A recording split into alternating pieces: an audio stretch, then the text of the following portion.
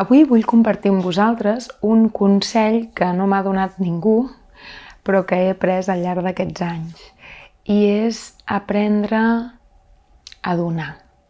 El cas és que a vegades jo em trobo alumnes o gent que comença en aquest món i que et demanen que llegeixis manuscrits o que, no sé, que els hi donis el contacte de la teva gent I clar, llegir-te un manuscrit potser són 8 hores. Si tu no valores el temps dels altres, no pots considerar que els altres valorin el teu. Aquest món és molt petit i la vida és molt llarga. Així que és molt probable que tots els que estem en aquest món, els que comencen i després es desenvoluparan com vosaltres, els que ja hi són, ens acabem trobant. És important que ens cuidem. Llavors, com es pot fer això?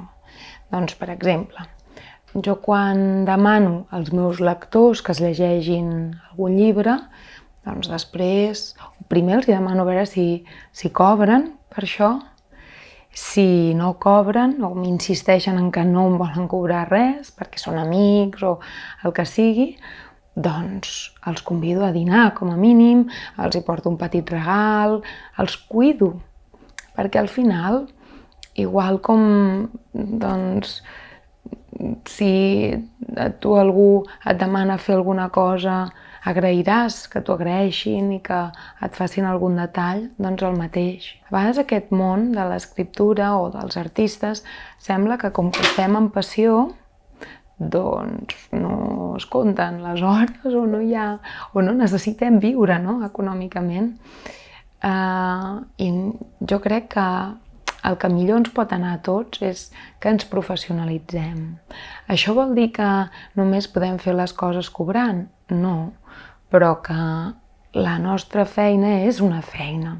Igual com tu no passes per davant d'un mecànic i li dius «Ei, perdoni, vostè es pot mirar el meu cotxe? És que no acaba de funcionar bé». Ja li deixo i d'aquí uns dies vinc i em diu el què i no li pago res, oi que no? Doncs amb l'escriptura passa una mica el mateix. Llavors el meu consell per tots els meus alumnes, per gent que s'acosta a mi és cuideu molt bé els vostres lectors perquè són els vostres primers prescriptors. És a dir, si algú que ja està dins de la indústria es llegeix un manuscrit que val molt la pena, és difícil que es pugui aguantar les ganes d'anar corrents o de dir-li al seu editor o editora, dir-li «Ei, llegeix això que em sembla que és molt bo». Si esteu en una escola d'escriptura, molt bé, perquè a part de que us prepararan, també teniu una xarxa i uns contactes, cuideu-los. I cuideu-los vol dir que el vostre interès no sigui directe i immediat. Com us deia, la vida és molt llarga. Potser la primera novel·la no interessa a ningú. No? El que diu Stephen King al seu llibre sobre l'escriptura, que diu vaig arribar a rebre tantes negacions de publicació per les meves obres al principi que quasi les anava penjant en una pissarra i quasi queia, no? I és Stephen King. I a J.K. Rowling li va passar el mateix. Llavors, jo sempre us animo a seguir insistint i a pensar que el més important no és aconseguir què em donarà aquella persona si jo li envio això i m'aconseguiràs arribar a aquest editor o a aquella altra persona.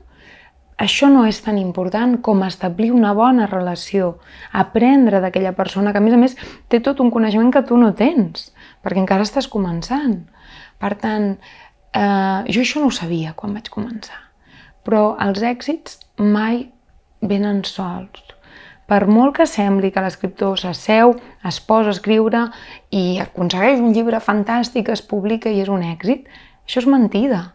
Els èxits no són només per la nostra feina, sinó que hi ha un bon agent darrere que t'aconsella, que tria, que t'ajuda, que et sap vendre bé l'editorial, un bon editor que fa tot el procés editorial correctament, que t'ajuda a millorar el text, els maquetadors, il·lustradors, la promoció, la comunicació, els pares que estan allà donant-te suport, els amics que a vegades et donen un cop de mà a la parella.